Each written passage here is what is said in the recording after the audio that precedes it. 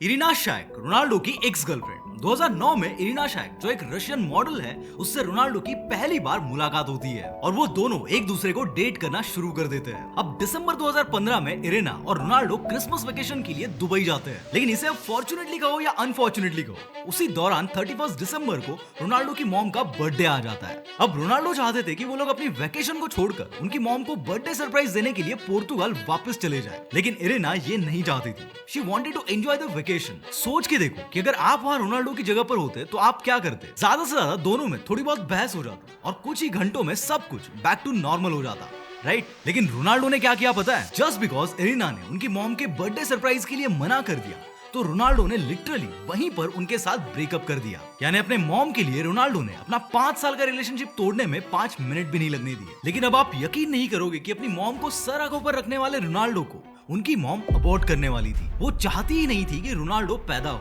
लेकिन क्यों? Cristiano Ronaldo, दुनिया में शायद ही कोई होगा जिसने ये नाम ना सुना हो। He is the highest goal scorer in the history of football with 920 goals and still counting।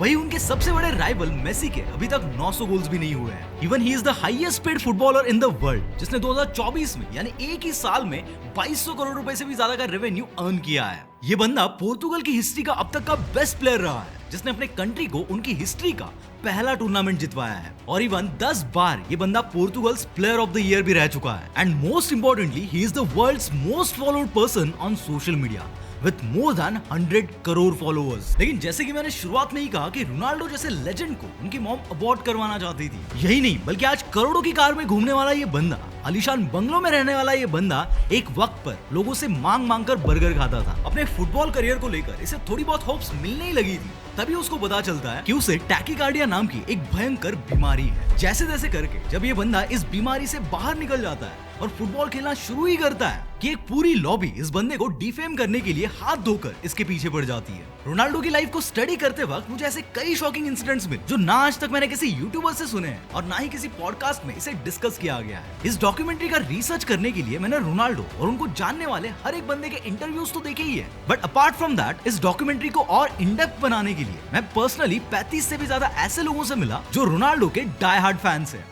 Books, articles, newspaper, जहां से हो सके मैंने और मेरी टीम ने रोनाल्डो की लाइफ को डिग डाउन किया है और फाइनली ये वेल रिसर्च डॉक्यूमेंट्री बनाई है। Enjoy.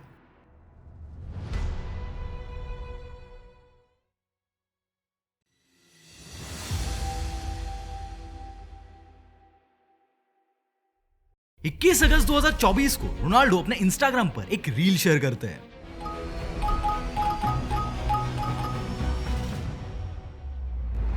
What's up, guys? I have a big surprise for you.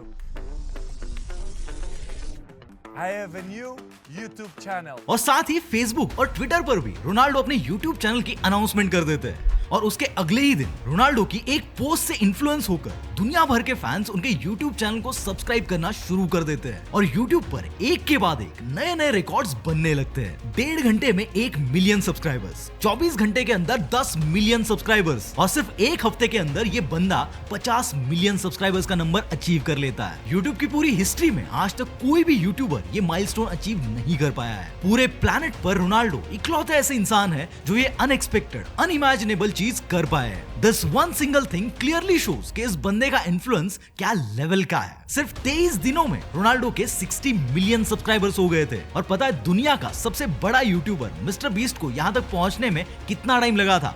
आप खुद ही सुन लो। How long do you take to reach 60 million? Probably 13 years.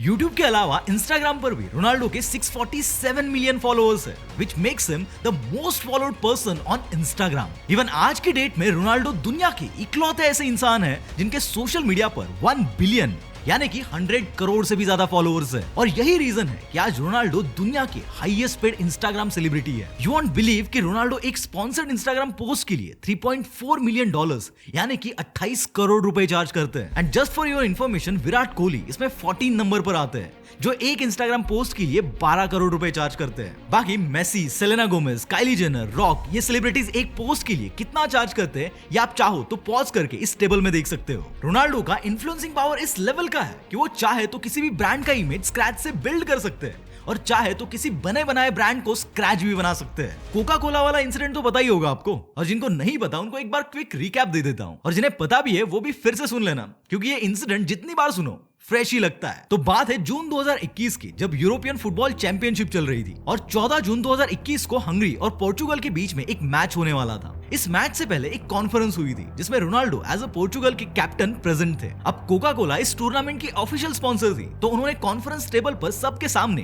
Coca Cola की एक एक बोतल रख दी थी। अब मुझे ये बताने की जरूरत नहीं है कि रोनाल्डो अपने फिटनेस को लेकर कितना डिसिप्लिन्ड है। हर साल $1 मिलियन तो ये बंदा अपनी फिटनेस पर खर्च कर डालता है, and even he is so health conscious कि वो कभी भी फास्ट फूड और कोल्ड ड्रिंक जैसे ब्रांड को प्रमोट नहीं करते हैं। इसलिए रोनाल्डो जब इस कॉन्फ्रेंस में आए तो उन्होंने आते ही सामने रखी हुई कोका कोला की बोतल को साइड में रख दिया और पानी की बोतल को उठाकर सिर्फ एक वर्ड बोला।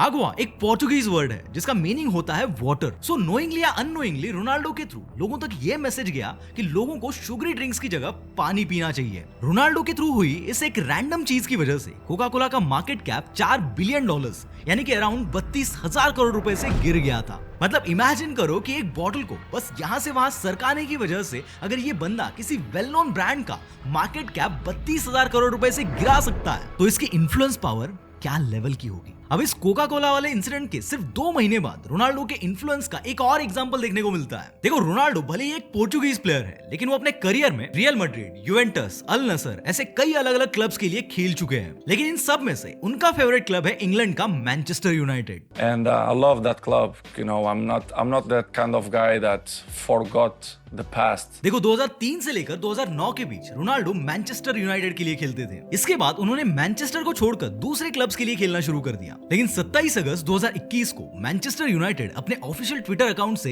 एक ट्वीट करती है, वेलकम होम क्रिस्टियानो। ये ट्वीट देखते ही रोनाल्डो के फैंस में एक्साइटमेंट आग की तरह फैल जाती है और फुटबॉल लवर्स में सिर्फ एक ही डिस्कशन चल रहा होता है कि Ronaldo is coming back to Manchester United. लेकिन यहाँ पर एक दिक्कत थी, जब रोनाल्डो पहले मैनचेस्टर के लिए खेलते थे तब वो 7 नंबर की जर्सी पहनते थे, और सिर्फ मैनचेस्टर ही नहीं, वो किसी भी क्लब के लिए खेलते हैं तो वो 7 नंबर की जर्सी ही पहनते हैं। लेकिन जब 2021 में वो वापस मैनचेस्टर में आए तो उस टाइम पर 7 नंबर की जर्सी को एडिनसन कवानी नाम का प्लेयर पहन रहा था, लेकिन जो कि 7 नंबर रोनाल्डो की आइडेंटिटी की तरह है। तो मैनचेस्टर का मैनेजमेंट वो एडिनसन कवानी को 7 नंबर से 21 नंबर पर शिफ्ट कर देता है और रोनाल्डो को उनका 7 नंबर मिल जाता है। और जैसे ही रोनाल्डो के फैंस को ये बात पता चलती है कि रोनाल्डो 7 नंबर जर्सी पहनने वाले हैं, वो फैंस पागलों की तरह नंबर 7 वाली जर्सीज खरीदना शुरू कर देते हैं। जर्सी खरीदने के लिए स्टोर्स के बाहर लिटरली फैंस की ऐसी लंबी लंबी लाइंस लग जाती है। पहले 12 घंटे में ही मैनचेस्टर यूनाइटेड ने 4,06,250 टी शर्ट्स बेच दी थी। रोनाल्डो के पहले ये रिकॉर्ड जैक ग्रेलिश के नाम पे था। जब वो मैनचेस्टर सिटी में आए थे तो उनके नाम की 2,95,500 टी शर्ट सेल हुई थी। 24 घंटे के अंदर ही रोनाल्डो की number 7 Jersey highest selling Jersey बन जाती है।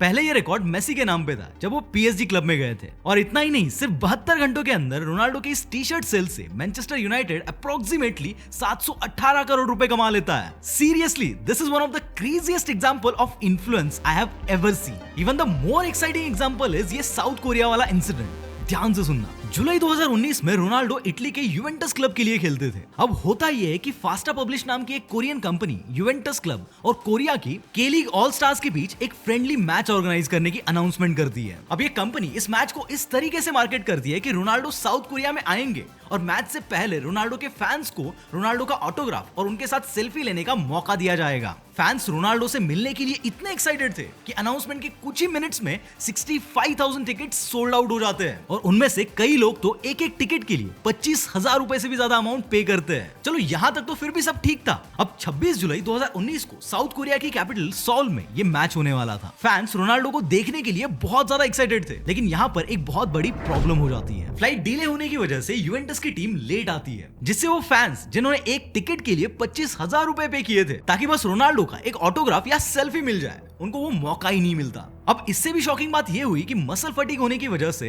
रोनाल्डो ने इस मैच में पार्टिसिपेट ही नहीं किया। वो पूरी मैच बस बैठे हुए थे। इस एक बात से फैंस इतना नाराज हुए कि उन्होंने रोनाल्डो को रोनाल्डो द फेकर तक बोलना शुरू कर दिया। कुछ फैंस तो इतने गुस्सा हो गए कि उन्होंने मैच ऑर्गेनाइज करने वाली कंपनी के ऊपर कोर्ट केस तक फाइल कर दी और अपने टिकट के पैसों का रिफंड मांगने लगे। फाइनली नवंबर 2020 में कोर्ट ने जजमेंट दिया कि सभी लोगों को उनका रिफंड दिया जाए और इसके अलावा इस इंसिडेंट की वजह से उनको जो मेंटल स्ट्रेस हुआ था उसके लिए अलग से $42 बोनस दिए जाए। तो इसी से आप अंदाजा लगा लो कि रोनाल्डो का इन्फ्लुएंस क्या लेवल का है। और रोनाल्डो का ये क्रेज सिर्फ यूरोप और कोरिया जैसी फुटबॉल प्लेइंग कंट्रीज में ही नहीं, बल्कि जिन कंट्रीज में फुटबॉल इतना पॉपुलर भी नहीं है वहां पर भी है। जब रोनाल्डो पहली बार चाइना गए थे तब वहां पर कुछ ये हाल था। 2023 में जब वो एक मैच खेलने के लिए ईरान के इमाम खोमेनी इंटरनेशनल एयरपोर्ट पर लैंड करते हैं, तो लैंड करते ही वहां पर उनके फैंस की इतनी भीड़ इकट्ठा हो जाती है जितनी की शायद किसी पॉलिटिकल कैंपेन के लिए भी ना होती हो। और इवन जब वो एयरपोर्ट से होटल जा रहे थे तब उनके फैंस लिटरली उनके बस के पीछे ऐसे भागने लगे थे। और रोनाल्डो का ये सेम क्रेज इंडिया में भी है। Until Ronaldo was there, I was a Real Madrid fan.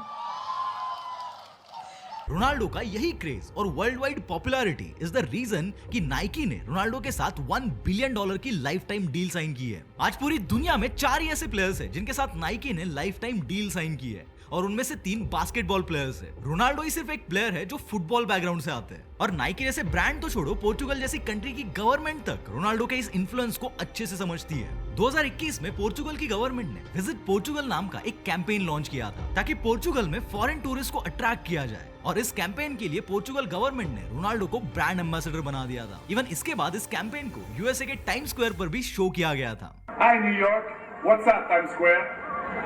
It's me, Cristiano Ronaldo. Ronaldo की लाइफ को अच्छे से स्टडी करने के बाद मुझे लगने लगा कि इन्फ्लुएंस इस वर्ड का सिनोनिम अगर क्रिस्टियानो रोनाल्डो भी कर दे तो शायद गलत नहीं होगा। लेकिन जैसे कि मैंने शुरू में कहा था कि आज करोड़ों की सुपर कार्स में घूमने वाला ये बंदा कभी लोगों से मांग कर बर्गर खाता था। इसकी क्या स्टोरी है? So this takes me to the chapter number 2 of this documentary.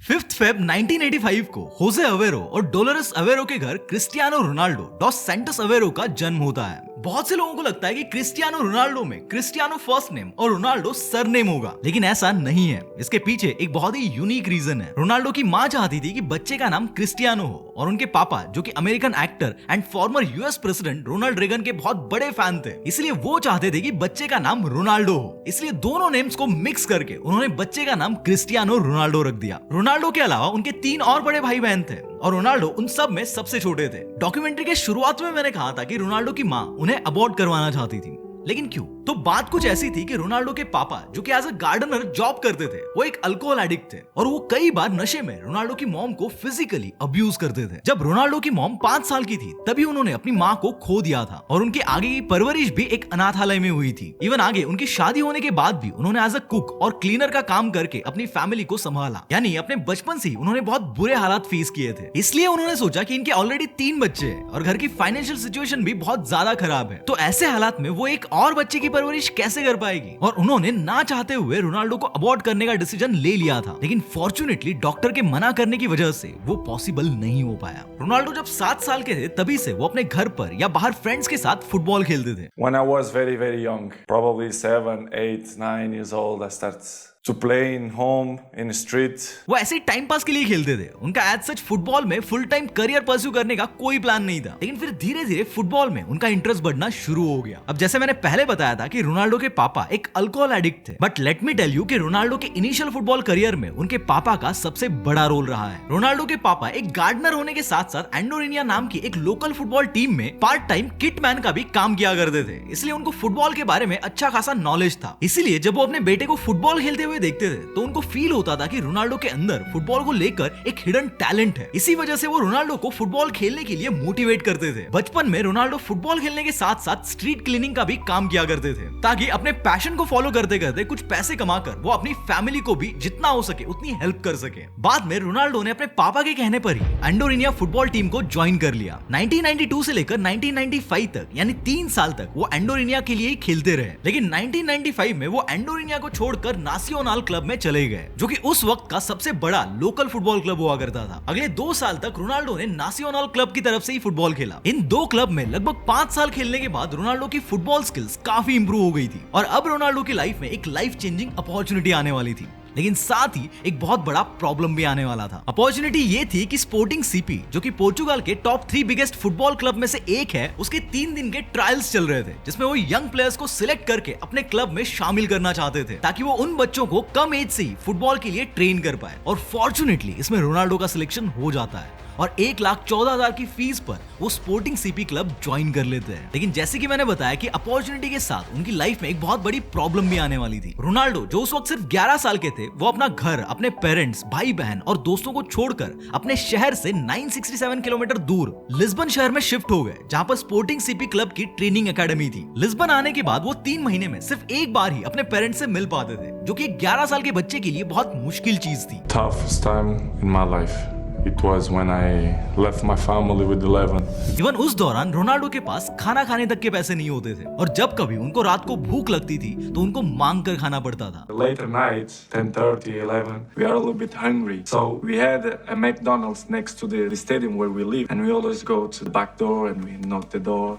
Hey, any burgers left? और हाँ, इनकी ये प्रॉब्लम्स यहीं पर खत्म नहीं होती। इनफैक्ट ये तो बस शुरुआत ही है। अपने फुटबॉल ट्रेनिंग के दौरान वो लिस्बन के एक स्कूल में पढ़ाई भी कर रहे थे, लेकिन रोनाल्डो का जो पोर्चुगीज बोलने का एक्सेंट था वो लिस्बन के लोकल बच्चों से काफी अलग था, इसलिए उनके क्लासमेट्स उनका मजाक उड़ाते थे और इवन उनको बुली भी करते थे। एक बार तो स्कूल में उनको इतना परेशान किया गया था कि रोनाल्डो को संभालने के लिए उनके होम टाउन मदेरा से उनकी मॉम को स्कूल में बुलाया गया था। इस सब के चलते रोनाल्डो वहां पर काफी अकेले पड़ गए थे, और इवन कई बार वो अकेले में बैठकर रोते भी थे। वो अंदर से इतना टूट चुके थे कि उन्होंने अपने फुटबॉल करियर को छोड़कर वापस मदेरा जाने तक का प्लान बना लिया था, लेकिन उन्होंने ऐसा नहीं किया। उस वक्त रोनाल्डो 14 साल के थे और उनके अंदर एक गट फीलिंग थी कि आराम से वो सेमी प्रोफेशनली खेल सकते हैं। इसीलिए उन्होंने अपनी मॉम और अपने कोच के साथ डिस्कस करके एक डिसीजन लिया। फुटबॉल छोड़ने की जगह रोनाल्डो ने अपनी पढ़ाई को ही छोड़ दिया, यानी सांप भी मर गया और लाठी भी नहीं टूटी। अब उनकी लाइफ की एक प्रॉब्लम तो सॉल्व हो गई, लेकिन उसके अगले ही साल उनकी लाइफ में एक उससे भी बड़ी प्रॉब्लम आकर खड़ी हो जाती है। रोनाल्डो को पता चलता है कि उनको टैकीकार्डिया है। टैकीकार्डिया एक बहुत ही सीरियस कंडीशन होती है, जिसमें पेशेंट का हार्ट नॉर्मल से ज्यादा बीट करने लगता है। फॉर एग्जाम्पल, जब एक नॉर्मल आदमी रेस्ट कर रहा होता है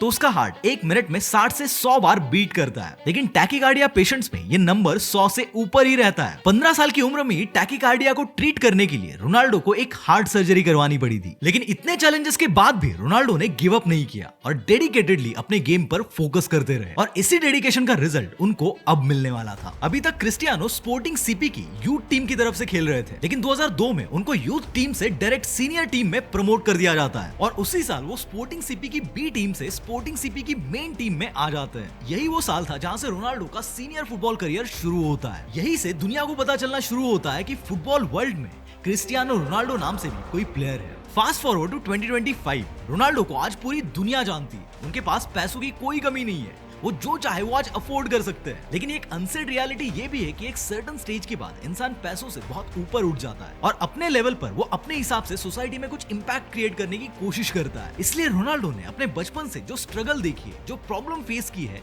वो कहीं ना कहीं आज भी रोनाल्डो को अच्छे से याद है। इसलिए वो अपनी तरफ से हमेशा कोशिश करते हैं कि सोसाइटी को बेटर बनाने के लिए जो भी वो कंट्रीब्यूट कर सकते हैं वो करे। जैसे कि 2004 में जब सुनामी से इंडोनेशिया में सब कुछ तहस नहस हो गया था, तो यहाँ पर रोनाल्डो ने रिहेबिलिटेशन एंड रिकंस्ट्रक्शन के लिए डोनेशन दिया था। 2015 में जब नेपाल में अर्थक्वेक आया था, तब भी उन्होंने ऑलमोस्ट 50 करोड़ रुपए डोनेट किए थे। इवन रोनाल्डो ने अपने होम टाउन मदेरा के लिए भी बहुत कुछ किया है। उनकी माँ को कैंसर हो गया था, जब बाद में उनका कैंसर ठीक हो गया तब रोनाल्डो ने उस हॉस्पिटल को 82 लाख रुपीस डोनेट कर दिए थे, ताकि वो ऐसा ही एक कैंसर हॉस्पिटल उनके होम टाउन मदेरा में भी बना सके। इवन 2010 में मदेरा में भयंकर फ्लड आया था, तो उसके लिए रिलीफ फंड्स कलेक्ट करने के लिए रोनाल्डो ने एक चैरिटी मैच तक खेली थी। यहाँ तक कि एक बार तो रोनाल्डो ने लोगों की हेल्प करने के लिए अपने अवार्ड्स, जो कि किसी भी प्लेयर के लिए एक बैज ऑफ ऑनर होते हैं, उन अवार्ड्स को तक डोनेट कर दिया था। 2011 में रोनाल्डो को यूरोपियन गोल्डन बूट मिला था, जो कि फुटबॉल में एक बहुत ही प्रेस्टिजियस अवार्ड माना जाता है। रोनाल्डो ने लिटरली उस अवार्ड को अराउंड 9 करोड़ में ऑक्शन कर दिया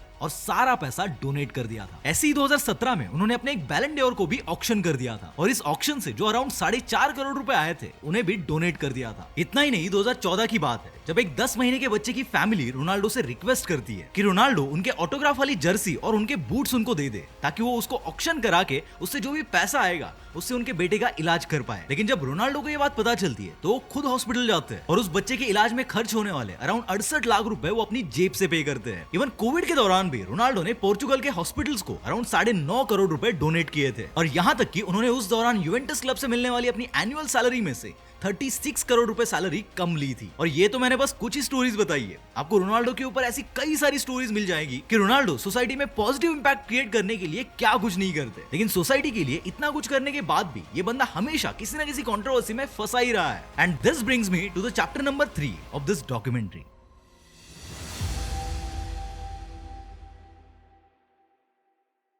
रोनाल्डो जो सोसाइटी में पॉजिटिव इंपैक्ट क्रिएट करने के लिए इतने एफर्ट्स लगाते हैं, अगर आप उनकी खुद की लाइफ को अच्छे से स्टडी करोगे तो यू विल नोटिस कि उनका पूरा करियर ही कई सारे नेगेटिव इंसिडेंट से भरा पड़ा है। रेप एलिगेशन से लेकर टैक्स एवेजन और लीगल बैटल से लेकर मीडिया ट्रायल्स तक उनकी लाइफ हमेशा से कई कंट्रोवर्सी से भरी हुई है। जुलाई 2017 में एक न्यूज आती है कि 2011 से लेकर 2014 के बीच में रोनाल्डो ने अप्रोक्सीमेटली 111 करोड़ का टैक्स चोरी किया है। इसके बाद ये केस कोर्ट में जाता है, जहां पर रोनाल्डो को 2 साल की सस्पेंडेड जेल की सजा मिलती है। यानी कि उनको एक्चुअल में जेल नहीं जाना पड़ेगा, लेकिन वो अंडर प्रोबेशन रहेंगे और बाद में अगर उन्होंने कभी ऐसा कुछ दोबारा किया तो उनको जेल होगी। इवन सस्पेंडेड जेल के साथ साथ उन पर अप्रोक्सीमेटली 140 करोड़ का फाइन भी लगाया गया था, जो बाद में स्पेनिश अथॉरिटीज के साथ निगोशिएट करके 124 करोड़ कर दिया गया था। अब इस वाले केस में तो रोनाल्डो सेटलमेंट कर लेते, लेकिन इसी टाइम पर अमेरिका में उनके ऊपर एक रेप केस की इन्वेस्टिगेशन शुरू हो जाती है और पर्टिकुलरली ये केस अगले 5 साल तक उनका जीना मुश्किल कर देता है। रोनाल्डो खुद बता दे कि फुटबॉल करियर के अलावा ये स्पेसिफिक केस उनकी लाइफ का सबसे डिफिकल्ट मोमेंट था और इस केस ने लिटरली उनकी पूरी फैमिली को भी ट्रॉमा दे दिया था। I'm not gonna forget that 2018 probably was the most difficult year.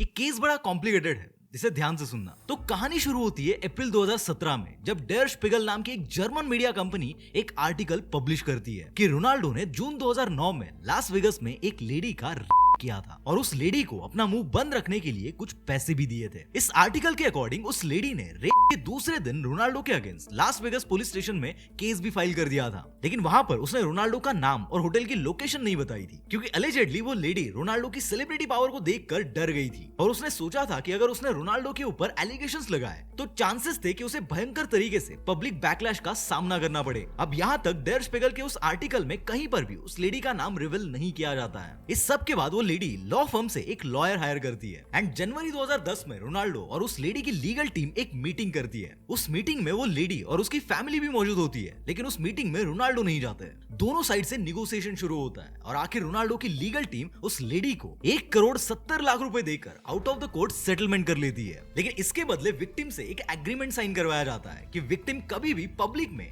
इन सभी एलिगेशंस को नहीं उठाएगी। मतलब एक तरह से रोनाल्डो की लीगल टीम ने पैसा देकर उस लेडी का मुंह बंद करवा दिया था। अब सब कुछ सॉर्ट हो चुका था, लेकिन जैसे अप्रैल 2017 में डेर स्पिगल का ये आर्टिकल सामने आता है तो ये केस फिर से चर्चे में आता है। इस आर्टिकल के रिप्लाई में रोनाल्डो की एजेंसी जस्टिफ्यूड अपना स्टेटमेंट रिलीज करती है, जिसमें वो रोनाल्डो के अगेंस्ट लगाए गए सभी एलिगेशंस को डिनाई कर देती है और डेर स्पिगल के उस आर्टिकल को बस एक जर्नलिस्टिक फिक्शन कहकर बाजू में हो जाती है। लेकिन इसके बाद 29 सितंबर 2018 को डेर स्पिगल एक और आर्टिकल पब्लिश करता है और इस बार उस लेडी का नाम भी रिवील कर दिया जाता है, कैथरीन मायोर्गा, जो कि एक अमेरिकन टीचर थी। और यहाँ से ये केस फिर से एक नया टर्न लेता है। 2 अक्टूबर 2018 को विक्टिम की रिक्वेस्ट पर लास वेगस पुलिस इस केस को रीओपन करके इन्वेस्टिगेशन शुरू कर देती है और अब ये मैटर बहुत इंटेंस हो जाता है। अब रोनाल्डो खुद भी इस बात को एक्सेप्ट कर लेते हैं कि हम दोनों के बीच में हुआ था, लेकिन वो कंसेंचुअल था और मैंने जो भी किया वो कैथरीन के कंसेंट के साथ किया था। और ये जो भी चार्जेस रोनाल्डो के ऊपर लग रहे थे उस पर रोनाल्डो का कहना था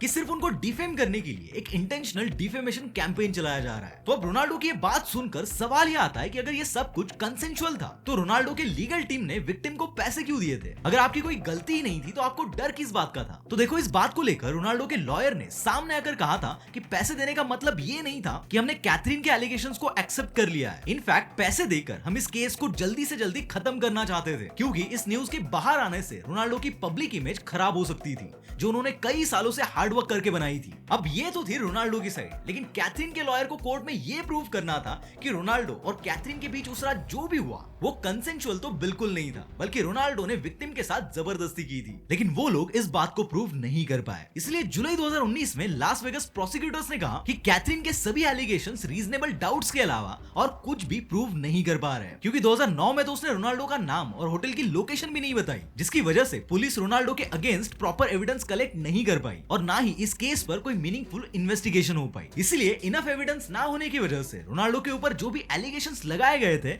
वो सारे हटाए गए और फाइनली रोनाल्डो की लाइफ से ये केस बाहर हो गया। ऐसा आपको लग रहा है? बट वेट, सितंबर 2018 में कैथरीन ने दोबारा से रोनाल्डो के ऊपर सिविल लॉसूट फाइल कर दिया और अब उसने अराउंड 500 करोड़ रुपए के कंपनसेशन की डिमांड की। लेकिन अक्टूबर 2021 में कोर्ट ने इस लॉसूट को यह कहकर डिसमिस कर दिया कि रोनाल्डो ने 2010 के सेटलमेंट के टाइम पर ऐसा कुछ भी नहीं किया था जो कि लॉ के अगेंस्ट हो। इस सब के बाद जून 2022 में नेवाडा की डिस्ट्रिक्ट कोर्ट ने भी कैथरीन के इस केस को डिसमिस कर दिया। इस केस में कैथरीन और रोनाल्डो की कई सारी इमेजेस भी सामने आई थी जिसमें दोनों भी कंफर्टेबली डांस कर रहे हैं। जिस रात दोनों के बीच हुआ था ये उससे कुछ घंटे पहले की इमेजेस है। इन इमेजेस को देखकर कई लोगों का ये कहना था कि रोनाल्डो और कैथरीन के बीच जो भी हुआ वो कंसेंसुअल था, और वही कुछ लोगों का ये भी कहना था कि रोनाल्डो ने कैथरीन के साथ जबरदस्ती की थी। बाय द वे, इस पर आपकी क्या ओपिनियंस है कमेंट्स में बताना। इस पर्टिकुलर केस के अलावा रोनाल्डो के ऊपर और भी 2 केसेस लगी थी। पहला केस है स्कॉटलैंड वाला। नवंबर 2005 में यूके की स्कॉटलैंड यार्ड पुलिस ने क्राउन प्रोसिक्यूशन सर्विस यानी सीपीएस को एक फाइल सबमिट की थी जिसमें ये लिखा था कि 2 अक्टूबर को 2 आदमियों ने सेंट्रल लंदन होटल में किसी का रेप किया है। बाद में रोनाल्डो को पुलिस स्टेशन बुलाया गया जहां पर उनसे कुछ सवाल जवाब किए गए और उन्हें वापस भेज दिया।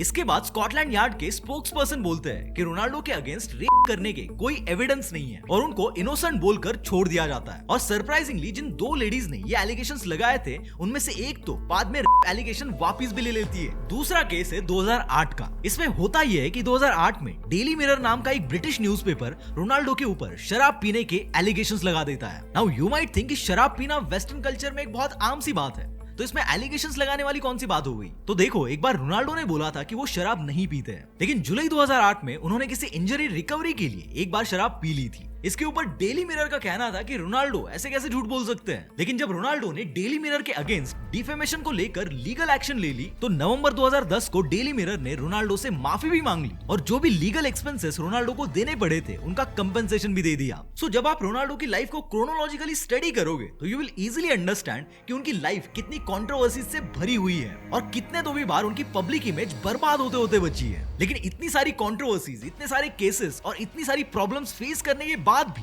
इस बंदे ने फुटबॉल पर से अपना फोकस जरा भी यहां से वहां नहीं होने दिया और फुटबॉल में ऐसे ऐसे रिकॉर्ड्स बना दिए और ऐसे ऐसे रिकॉर्ड्स तोड़ दिए जिसके बारे में कोई इमेजिन भी नहीं कर सकता। And this itself brings me to the next chapter of this documentary.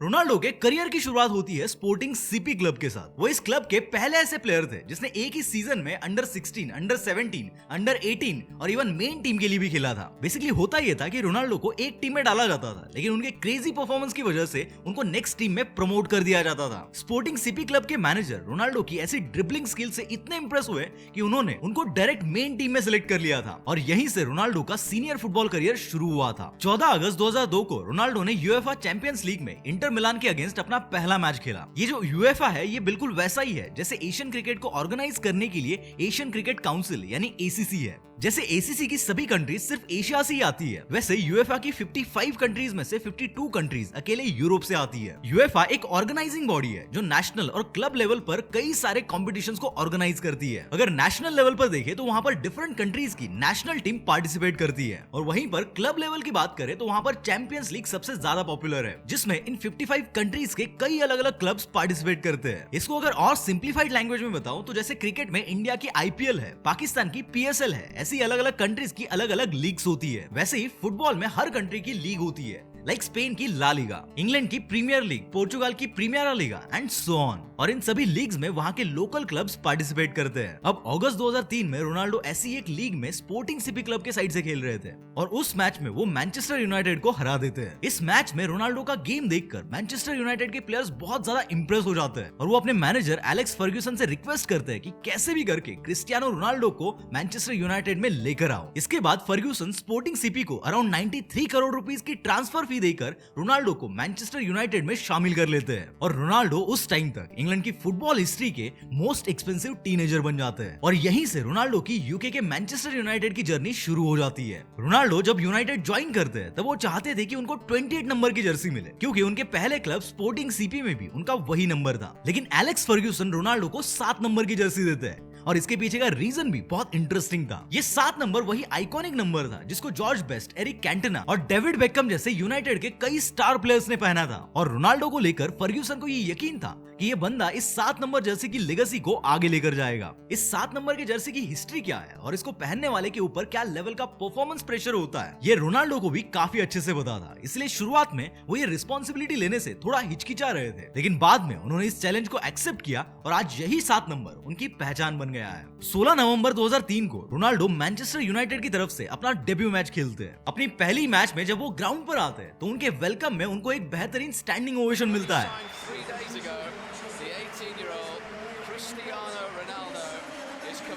इसलिए उनके इस डेब्यू को undoubtedly the most exciting debut भी कहा जाता है। रोनाल्डो ने जब यूनाइटेड ज्वाइन किया था तब उसके 2-3 साल में उनके कई टीम मेंबर्स के साथ पंगे हो गए थे। इवन उनको टीम से बाहर करने तक की बात हो रही थी और एक मैच में तो उनको बैन भी कर दिया गया था। अब देखा जाए तो 2006 के वर्ल्ड कप में क्रिस्टियानो रोनाल्डो पोर्चुगल की यंगेस्ट एवर गोल स्कोरर बन चुके थे, लेकिन एक बार रोनाल्डो पब्लिकली आकर कहते हैं कि उनको मैनचेस्टर यूनाइटेड क्लब की तरफ से वो सपोर्ट नहीं मिल रहा है जो वो डिजर्व करते हैं। इसलिए रोनाल्डो चाहते थे कि उनका ट्रांसफर किसी दूसरे क्लब में कर देना चाहिए। लेकिन इसी दौरान एक और चीज ये होती है कि 2006-07 के इंग्लिश प्रीमियर लीग सीजन में रोनाल्डो का परफॉर्मेंस इस लेवल का था कि उस सीजन के player, fans player, young player of the year, ये सभी टॉप अवार्ड्स रोनाल्डो को मिल जाते हैं और even footballer of the year का अवार्ड भी उन्हीं को मिल जाता है। यानी इसको आप ऐसे समझ सकते हो कि आईपीएल में किसी एक ही प्लेयर को उस सीजन के सभी टॉप अवार्ड्स मिल गए। सो दिस शोज कि रोनाल्डो का परफॉर्मेंस शुरुआत से ही क्या लेवल का था और ये तो बस अभी शुरुआत थी। 2008 रोनाल्डो की लाइफ का वो साल होने वाला था जिसमें रोनाल्डो स्टार से एक सुपरस्टार बनने वाले थे। 2008 के प्रीमियर लीग सीजन में रोनाल्डो हाईएस्ट गोल स्कोरर थे,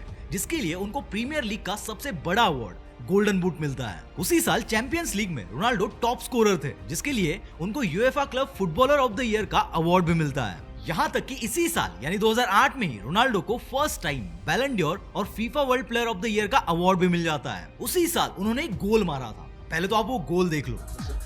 Ronaldo, why not have a go? Cristiano Ronaldo returns to Portugal. और ये वो गोल था जिसके लिए रोनाल्डो को पुस्कस अवार्ड मिलता है, जो best goal of the year का अवार्ड होता है। और तो और इसी साल रोनाल्डो को UEFA men's player of the year का अवार्ड भी मिल जाता है। यानी 2008 इस एक साल में ही रोनाल्डो को फुटबॉल में इंडिविजुअल लेवल के तीनों सबसे प्रेस्टिजियस अवार्ड्स मिल जाते हैं। रोनाल्डो की इन अचीवमेंट्स के पीछे एक बहुत बड़ा रोल था एलेक्स फर्ग्यूसन का, जो कि मैनचेस्टर यूनाइटेड के मैनेजर थे। It's unbelievable person. He treat me very good. As I say many times, he's like a father for me in football. अब 2009 में रोनाल्डो एक बहुत बड़ा डिसीजन लेते हैं। वो मैनचेस्टर यूनाइटेड को छोड़कर अब रियल मैड्रिड में चले जाते हैं और इंटरेस्टिंगली वो 2009 तक की फुटबॉल हिस्ट्री के मोस्ट एक्सपेंसिव ट्रांसफर बन जाते हैं with a transfer fee of 596 crore rupees. और इतना ही नहीं, जब वो रियल मैड्रिड को ज्वाइन करने के बाद उनके होम स्टेडियम आते हैं तो उनको वेलकम करने के लिए लिटरली 80,000 फैंस इकट्ठा हो जाते हैं और फुटबॉल हिस्ट्री में ऐसा कुछ पहली बार होता है।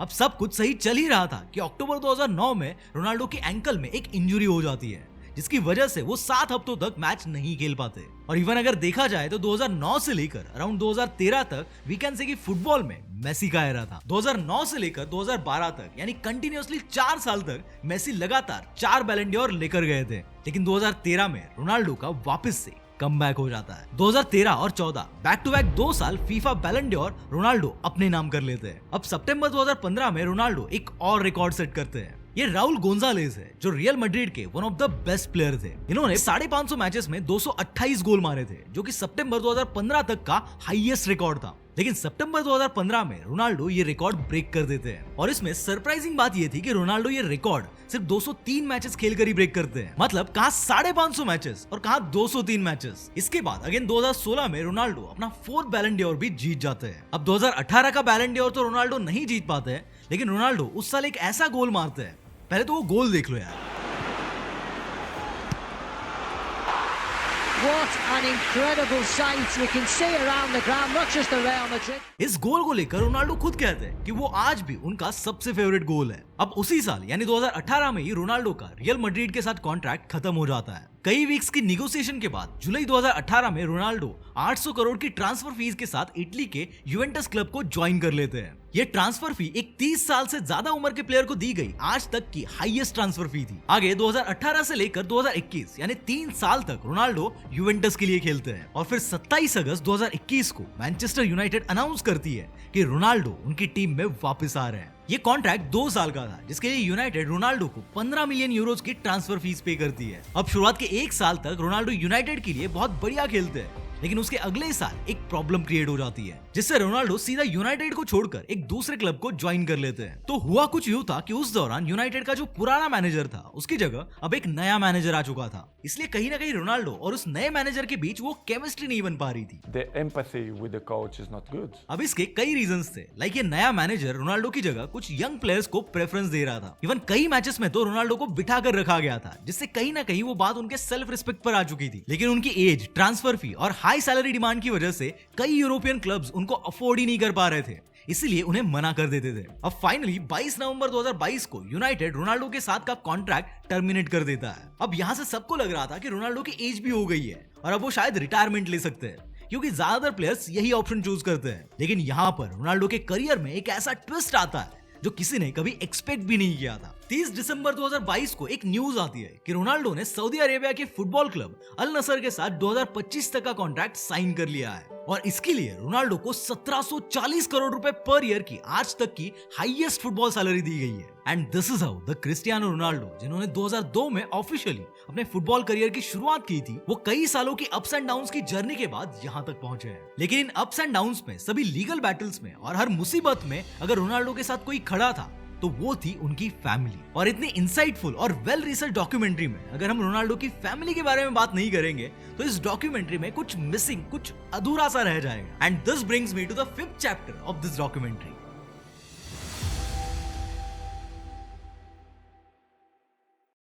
जैसे कि मैंने पहले ही बताया था कि वो रोनाल्डो के पापा ही थे जिन्होंने रोनाल्डो को सबसे पहले फुटबॉल खेलने के लिए एनकरेज किया था। रोनाल्डो जब छोटे थे तो उस टाइम पर जब भी कोई गोल मारते थे तो उनके पापा का कुछ ऐसा रिएक्शन होता था। My father was so proud of me. A few goals, I scored goals, and next day I come in the paper like a small part, and he was so proud. He put it in newspaper and he showed his old friends in a neighborhood.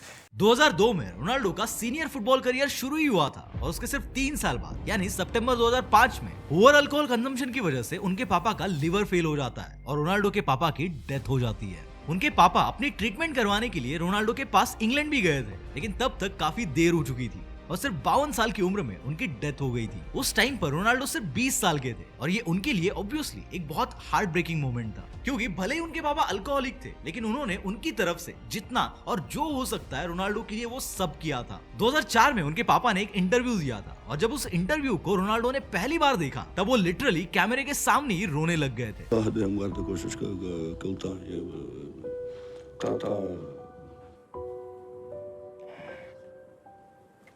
I never saw the video. It's really too emotional. Okay, let's get back to the video. आपको पता होगा कि European countries में mostly बच्चे बड़े होने के बाद अपने पेरेंट्स से अलग रहते हैं, लेकिन रोनाल्डो आज भी अपनी मॉम को अपने साथ ही रखते हैं। एक इंटरव्यू में जब रोनाल्डो से पूछा गया था कि अगर आपका कोई दोस्त आपकी मॉम की रिस्पेक्ट नहीं करेगा तो आपका क्या रिएक्शन होगा, तो उस पर रोनाल्डो का कुछ ये जवाब था। They're never gonna be with me, next to me, because I have a security and make him sleep. और रोनाल्डो अपनी मॉम से कितने अटैच्ड है ये तो आपको इस डॉक्यूमेंट्री के शुरू में ही पता चल गया कि कैसे रोनाल्डो ने अपनी मॉम के लिए उनका 5 साल का रिलेशनशिप 5 मिनट में तोड़ दिया था। अब रोनाल्डो के पर्सनल लाइफ की बात हो रही है तो उसमें उनके रिलेशनशिप्स की बात तो होनी चाहिए, राइट? रोनाल्डो ने अपनी लाइफ में कई मॉडल्स, टीवी एंकर्स और फेमस सेलिब्रिटीज को डेट किया है और इसी बीच 2009 में उनकी मुलाकात रशियन मॉडल इरिना शैक से होती है, जिनके बारे में हमने ऑलरेडी वीडियो के शुरू में ही डिस्कस किया है। लेकिन इरिना के बाद रोनाल्डो को एक ऐसी लड़की से प्यार हो जाता है जो एक गुची स्टोर में जॉब करती थी। 2016 में मैड्रिड के एक गुची स्टोर में रोनाल्डो की मुलाकात जॉर्जिना रोड्रिगेज से होती है और आगे वो दोनों एक दूसरे को डेट करना शुरू कर देते हैं। जॉर्जिना पहले एक बैले डांसर बनना चाहती थी, लेकिन घर की फाइनेंशियल सिचुएशन इतनी खास ना होने की वजह से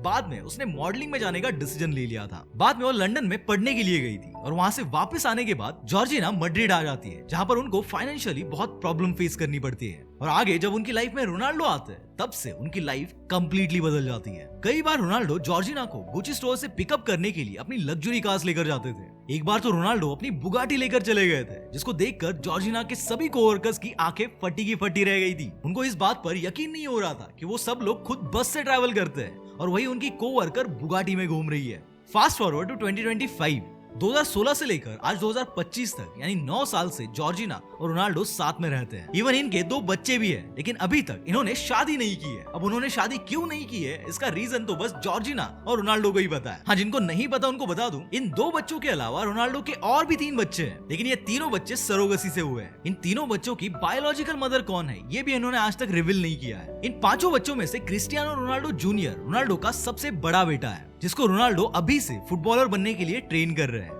ये थी रोनाल्डो की family story. But now let's move to the most powerful and final chapter of this documentary.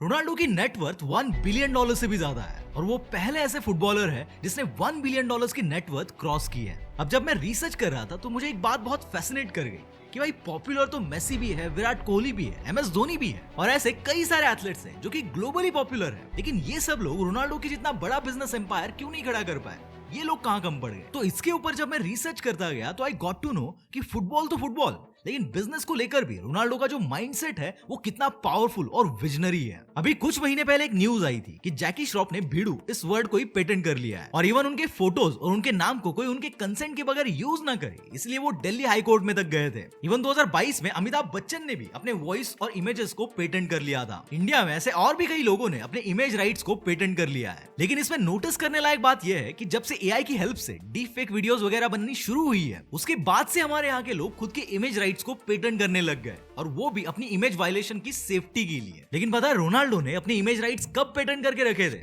2009 में, यानी आज से 15 साल पहले, और वो भी हमारे यहाँ के सेलिब्रिटीज की तरह इमेज वायलेशन से बचने के लिए नहीं, बल्कि अपना बिजनेस एम्पायर खड़ा करने के लिए पेटेंट किया था। 2009 में जब रोनाल्डो स्पेन के रियल मैड्रिड को ज्वाइन करते हैं तो क्लब मैनेजमेंट और रोनाल्डो के बीच में एक म्यूचुअल अग्रीमेंट साइन होता है कि रोनाल्डो के इमेज राइट्स के थ्रू जो भी अर्निंग्स होगी वो क्लब और रोनाल्डो के बीच शेयर होगी। Just for information, image rights के अंडर एक प्लेयर की image, name, signature, nickname और वॉइस, ऐसी कई सारी चीजें आती है। फॉर एग्जाम्पल, अगर कोई कंपनी कहती है कि हम रोनाल्डो के सिग्नेचर वाली टी शर्ट बेचना चाहते हैं तो रोनाल्डो उस कंपनी से एक स्पेसिफिक फीस चार्ज करते हैं। ऐसे ही लेट्स सपोज कोई वीडियो गेम कंपनी अपने गेम में रोनाल्डो को फीचर करना चाहती है तो उनको भी रोनाल्डो को पैसे देने पड़ते हैं। अब वैसे देखा जाए तो रियल मैड्रिड में खेलने वाले हर प्लेयर के लिए इमेज राइट्स एक स्टैंडर्ड रूल था, जिसमें प्लेयर को इमेज राइट से जनरेट हुए रेवेन्यू का 50% रेवेन्यू क्लब के साथ शेयर करना पड़ता था। लेकिन जो कि रोनाल्डो का फुटबॉल में एक अलग ही क्रेज था, तो क्लब और रोनाल्डो ने मिलकर एक निगोशिएशन कर लिया और उनमें 60-40 का रेशो डिसाइड हो गया। यानी इमेज राइट्स के थ्रू जो भी पैसा आएगा उसका 40% क्लब को जाएगा और 60% रोनाल्डो के पास रहेगा। अब यहाँ तक आपको लग रहा होगा कि यार इसमें कौन सी यूनिक बात है, ये इमेज राइट्स तो हर प्लेयर के लिए एक स्टैंडर्ड रूल था, तो इसमें रोनाल्डो ने सिर्फ 10% का रेवेन्यू शेयर निगोशिएट करके कौन सा बड़ा तीर मार लिया, ये आपको अब समझेगा। देखो 60-40 रेशो वाला जो अग्रीमेंट था वो 2009 में हुआ था, लेकिन इसके 3 साल बाद यानी 2012 में कुछ रिपोर्ट्स आने लगी कि रोनाल्डो अपनी इमेज राइट्स पर पूरा कंट्रोल चाहते हैं। इसके बाद रियल मैड्रिड और रोनाल्डो के बीच में दोबारा से कॉन्ट्रैक्ट साइन किया जाता है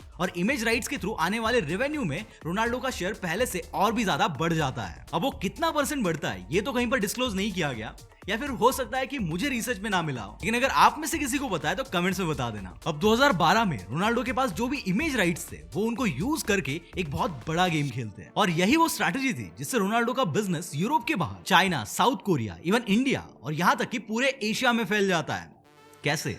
जून 2015 में रोनाल्डो के पास जो भी खुद के इमेज राइट्स थे वो उनको पीटर लीम नाम के एक सिंगापुरियन बिजनेसमैन को बेच देते हैं। ये एक 6 साल का कॉन्ट्रैक्ट होता है जिसमें रोनाल्डो के इमेज राइट्स को अब पीटर लीम की मिंट मीडिया नाम की कंपनी कंट्रोल करने वाली थी। लेकिन ये सब करके रोनाल्डो को क्या मिलने वाला था? तो देखो 2015 वो टाइम था जब यूरोपियन फुटबॉल धीरे धीरे एशिया में पॉपुलर हो रहा था। अब एशिया हमारे प्लैनेट का सबसे बड़ा कॉन्टिनेंट है जहां पर पूरे वर्ल्ड की 60% पॉपुलेशन रहती है, इसलिए रोनाल्डो को यहाँ पर एक बहुत बड़ी फुटबॉल ऑडियंस दिखाई दे रही थी और वो चाहते थे कि एशियन फुटबॉल फैंस के बीच में उनकी पॉपुलैरिटी और बढ़े और पूरे एशिया में CR7 ब्रांड नेम मासेस तक पहुंचे। अब देखो इसके लिए रोनाल्डो ने अपने इमेज राइट्स एक ऐसे इंसान को बेचे जो ऑलरेडी एक बिलियनियर था। उसका खुद का वेलेंसिया नाम का फुटबॉल क्लब भी था एंड मोस्ट इंपॉर्टेंटली वो सिंगापुर से था, इसलिए एशियन मार्केट में उसका अच्छा खासा नाम भी था। इसीलिए इसी पीटर लीम नाम के बिजनेसमैन को इमेज राइट्स बेचने की वजह से China, south Korea, even India और यहाँ तक कि पूरे एशिया में रोनाल्डो का जो क्रेज था वो और भी ज्यादा बढ़ गया। उसी एक डील की वजह से पिछले कई सालों से रोनाल्डो चाइना में मोस्ट पॉपुलर फुटबॉल प्लेयर बन चुके हैं। चाइनीज फैंस रोनाल्डो को सी लुओ नाम से जानते हैं।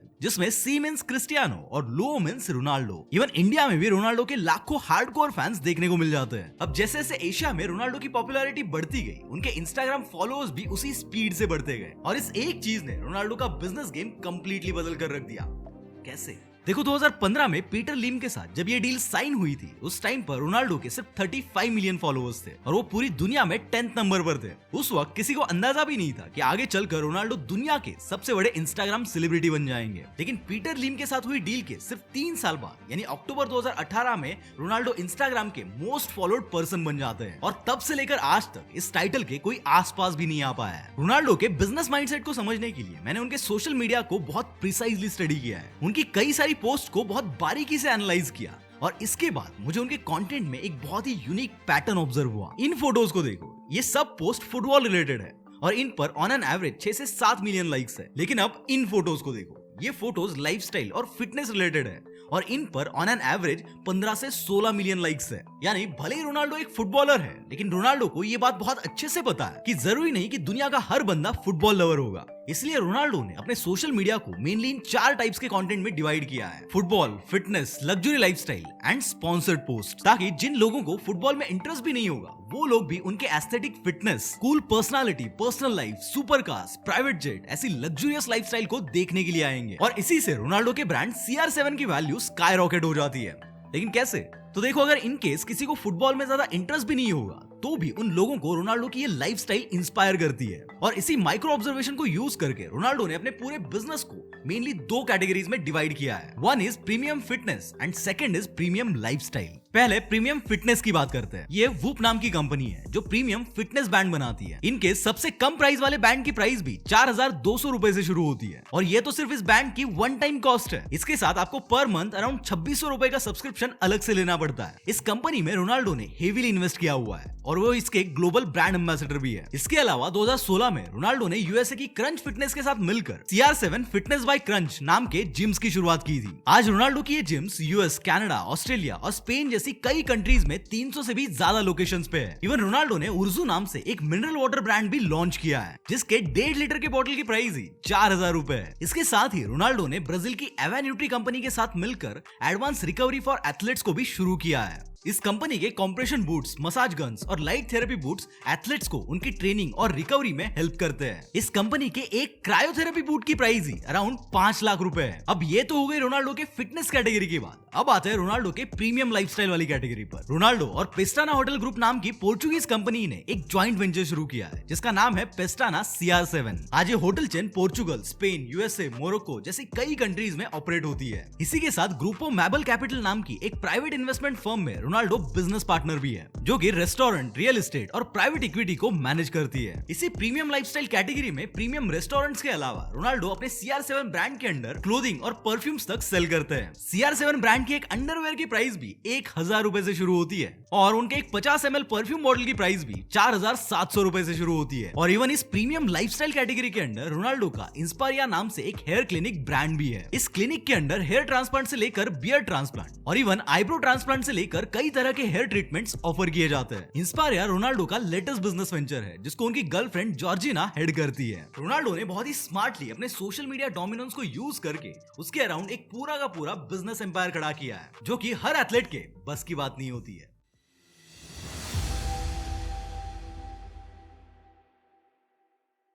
एक टाइम पर जो क्रेज और जो फेम माइकल जैक्सन या टॉम क्रूज जैसे सेलिब्रिटीज का था, कुछ वैसा ही क्रेज आज क्रिस्टियानो रोनाल्डो का है। और उसमें भी अगर देखा जाए तो रोनाल्डो बस एक एथलीट है, वो पॉप स्टार या सेलिब्रिटीज जैसे शो बिजनेसेस से आते भी नहीं है। इसके बावजूद उन्होंने इस लेवल का फेम अचीव किया है। इवन रोनाल्डो को हम फेम, सक्सेस और लेगेसी का एक परफेक्ट बैलेंस भी बोल सकते हैं, क्योंकि उन्होंने इरिस्पेक्टिव ऑफ कंट्रीज और इवन इरिस्पेक्टिव ऑफ कल्चर्स पूरी दुनिया में जो इम्पैक्ट क्रिएट करके रखा है, इट्स जस्ट अनबीटेबल। इस बंदे के नाम पर पोर्चुगल में एक एयरपोर्ट है। यूके बेस्ड मैगजीन ने रोनाल्डो को सेक्सिएस्ट मैन अलाइव का टाइटल भी दिया है। इतना ही नहीं, इनके एक नहीं बल्कि 2 वैक्स स्टैचूज बने हैं। और तो और रोनाल्डो का CR7 नाम से खुद का म्यूजियम भी है। अब देखो, हो सकता है कि आज रोनाल्डो के पास जो world's most followed person on social media का टाइटल है वो कल किसी और के पास चला जाए, लेकिन रोनाल्डो के लिए लोगों का जो प्यार है, जो एडमिरेशन है, अपनी कंट्री में उनकी जो रिस्पेक्ट है, या फिर उन्होंने अपने टैलेंट के बेसिस पर जो ग्लोबल स्टारडम अचीव किया है, उसे उनसे कोई भी नहीं छीन सकता है। इस डॉक्यूमेंट्री के रिसर्च के लिए मेरी कई फुटबॉल फैंस के साथ जब बातचीत हुई, उनमें से कई लोगों का ये मानना था कि मेसी इजीली रोनाल्डो को टेक ओवर कर सकते हैं। वैसे आपको क्या लगता है, who is the best, Ronaldo या मेसी,